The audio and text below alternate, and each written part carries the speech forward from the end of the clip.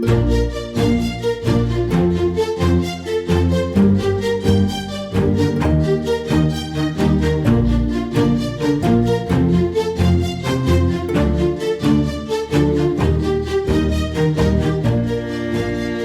to Timeless Tales, your daily escape into the world of classic literature.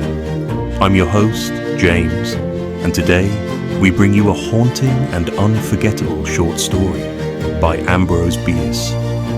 One Summer Night. This eerie tale explores the thin veil between life and death, weaving a chilling narrative that lingers long after the final word. With Bierce's masterful prose and dark imagination, it's a story that will leave you both captivated and unsettled. So, find a comfortable spot and prepare for a journey into the macabre.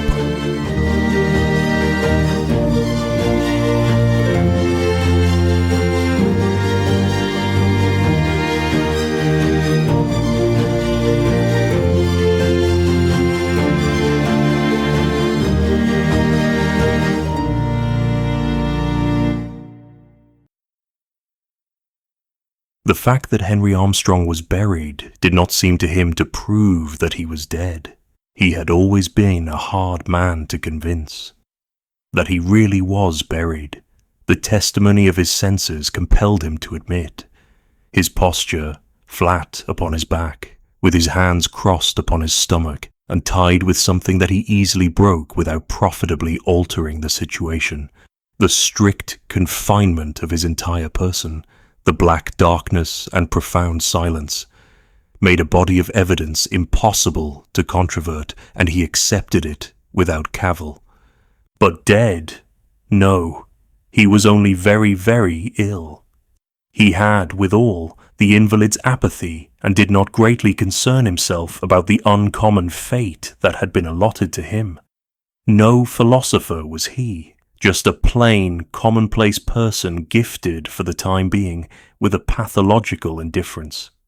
The organ that he feared consequences with was torpid.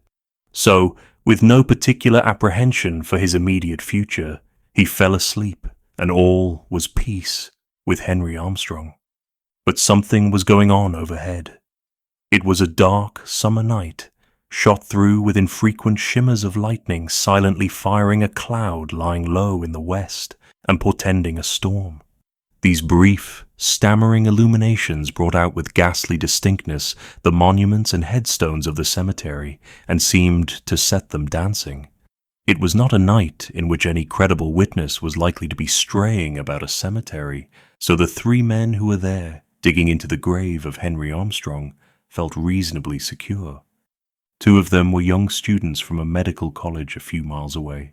The third was a gigantic Negro known as Jess. For many years, Jess had been employed about the cemetery as a man of all work, and it was his favorite pleasantry that he knew every soul in the place. From the nature of what he was now doing, it was inferable that the place was not so populous as its register may have shown it to be. Outside the wall, at the part of the grounds farthest from the public road, were a horse and a light wagon, waiting. The work of excavation was not difficult. The earth with which the grave had been loosely filled a few hours before offered little resistance and was soon thrown out. Removal of the casket from its box was less easy, but it was taken out, for it was a perquisite of Jess, who carefully unscrewed the cover and laid it aside, exposing the body in black trousers and white shirt. At that instant the air sprang to flame.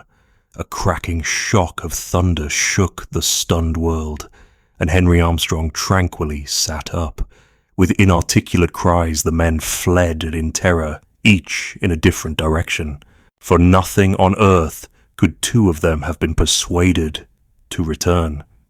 But Jess was of another breed. In the grey of the morning, the two students, pallid and haggard from anxiety, and with the terror of their adventure still beating tumultuously in their blood, met at the medical college. "You saw it," cried one. "God, yes. What are we to do?" They went around to the rear of the building, where they saw a horse attached to a light wagon. hitched to a gatepost near the door of the dissecting room. Mechanically, they entered the room. On a bench in the obscurity sat the Negro Jess. He rose, grinning, all eyes and teeth. "I'm waiting for my pay," he said. Stretched naked on a long table lay the body of Henry Armstrong, the head defiled with blood and clay from a blow with a spade.